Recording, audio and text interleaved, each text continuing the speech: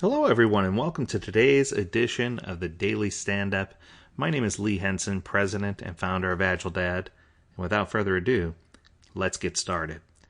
Today I thought we'd discuss an interesting topic, one that leads in with a little bit of controversy, but at the same time may require some explanation in order for everyone to get their head around why this is important.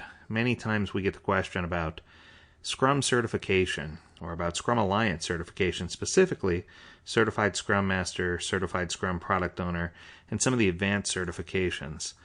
We have questions about why they're important, or if they're worth getting, and how will they help me further my career, or even from time to time, will they help me further my career, or is it just another, check the box type item?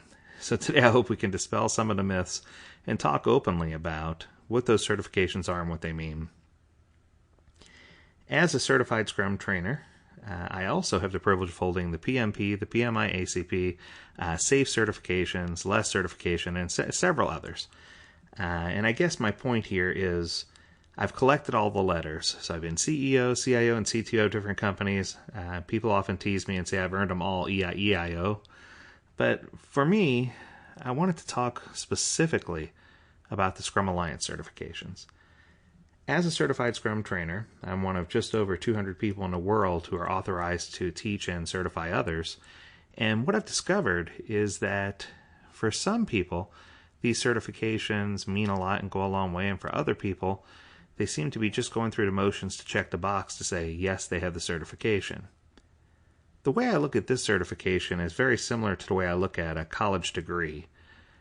While I still feel in many cases the PMP, or Project Management Professional, has proven to be the gold standard, quote unquote, when it comes to project management, it often reminds me a lot of a college certification or a college degree, where you attend many classes, do lots of assignments, lots of writing, learn lots of formulas, take a very difficult test, and in the end up with a great reward.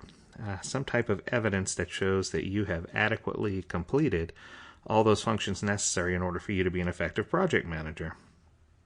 What I've quickly learned is that if you're not working on the East Coast or working on government-based projects, many times this certification is not really applicable in many ways to real-world projects. While bits and pieces of it can be used and translated over and transferred over, much of what you've learned doesn't translate into real-world projects, and more specifically, real-world agile projects. So this brings to light the CSM, or Certified Scrum Master, or the Level 1 Certified Scrum Product Owner, either of the two. Many people ask, is it worth getting, or would I be better suited to just get a regular, non-certified class where I can be more specific and ask more detailed questions? What we've learned is that the certification, and when I speak about it, I often tell my class, in advance, I tell them this course is not going to allow you to practice medicine or practice law or carry a concealed firearm. This is a level 1 certification. And what it's going to show is it's going to give you the perfect opportunity to discover that you can indeed activate and run an agile project. Now, honestly, I've had several people who've come through my course who are not prepared, so to speak, for what the course actually means. Let me explain further. What I've discovered is that many people who come to my Certified Scrum Master class, when I ask them what their current role is, many of them say business analyst or product owner or functional manager. And when I ask why did they choose the Certified Scrum Master class, the answer I get is quite shocking. They turn around and say, well, I hope to master Scrum in 2 days. I wanted to take the shortest route to become a master of all things Scrum related in that 2-day period. Not even realizing that Certified Scrum Master is an actual role within the Scrum framework. The same holds true with Product Owner. I get many people from different walks, especially leadership and some director level folks and analysts who take the Product Owner class simply to get their head around what a Product Owner does and how they can best help their Product Owners to be successful in a struggling organization. Now, the truth is, with so many different Scrum trainers out there using different techniques, the value of getting a Scrum Alliance, Scrum Master, or Product Owner certification rests in the experience of the trainer that you have. In many cases, the trainer brings a wealth of experience, years of knowledge, and practical application of Scrum inside of real-world scenarios where they can break things down in a way that's easy for you to understand, or they can help you see and understand exactly how things should be applied. Now, that could be both really good and really bad. Allow me to explain. I've personally sat in and co-trained with some trainers where, the class was really, really fun, and we had lots of projects like the Pass the Ball game, or the Spaghetti Tower, or the Lego game, or Build a Board game. And while all these are incredibly educational tools, and they really help the class engage and have fun and learn basic principles, one of my key takeaways is that when people left the class, they didn't really have a strong hold on a practical application, because when they went back to work, those weren't the things that they were going to be doing. And this started to create a disparity amongst the trainers between trainers who are doing really practical application type things during their class and other trainers who were just interested in hosting a very lifelike, fun, exciting, adventurous course and, getting high reviews, but later leaving their students, searching for answers, either through other venues, books, other ways to make sure things settled in a way that was easy for them to understand. So, in my opinion, this is probably why the Scrum Alliance did the right thing by coming up with the Advanced or Level 2 certifications.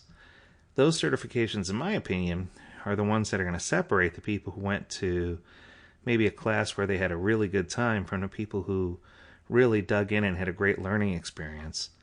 I find that the students who attend my advanced classes are the ones who are best prepared to take on the world and to take on those tough topics and deep dive and learn the nitty-gritty about why things function the way they do and how they work, instead of what is a Scrum Master or what is a product owner and what do they do. It really does separate the base level knowledge from the really advanced practicum of applying and going through and actually executing these things that you're taught. Another great thing about the Scrum Alliance courses is that each and every time it can be a little bit different. You're not going to get just the same thing over and over. Most trainers have abandoned slides or use very few slides only as guides. Most of them rely on personal experience, exceptional classroom interaction, and the ability to really engage in order to make certain that these classes are both fun and and taught in such a way that it can be retained. Many people say this topic could be a dry topic to teach, and they're happy that they came to my course because I have a way to energize it and make it something that people really enjoy doing. Now, while I don't take anything away from other trainers, I think what that does tell me, or where that does take me, is to a place where I realize that not every trainer does things the same, and that's okay. Not every trainer should do things exactly the same, but it's really, really important for you to select a trainer who teaches in a way that's going to be easy for you to retain the information, and someone who's going to work with you to make the class as engaging and as strong as possible so that you can learn and take away that knowledge and know how to apply it when you leave. The other thing to consider now is experience with online training.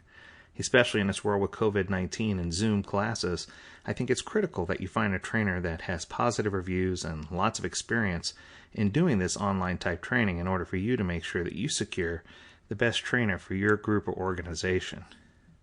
Well, I know that was a lot to take in. I hope it was useful for you, but I want to make sure we stick within our time box. I guess the key takeaways are, 1, certification is worth it. Even though you may have a little more flexibility in a non-certified class, the level of depth and the knowledge that you take away from a T-shaped class is probably going to be more applicable, and you'll gain more from having a Scrum trainer teach it than you wouldn't. 2, the Scrum Alliance is the world-class gold standard, diamond in the rough, way to get the certification. It's the one that's most highly respected, highly regarded, and the one that everyone looks for inside of the Scrum and Agile community. And 3, make sure that if you do sign up, or if you are interested in doing one of these courses, whether it's just for yourself or for your organization, that you seek out an instructor who engages in a way that's meaningful to you and one that has many, many positive reviews online, so that you can actually see and learn from experiences that other people had who've attended training sessions. I hope this was useful to you, and as always, if you have any other questions, we'd love to hear your feedback. You can always visit us at AgileDad.com. We'd love to learn more about what's going on in your organization, and most of all, we'd love to be of assistance if we can. Until next time, stay healthy, stay well, and stay agile. Take care.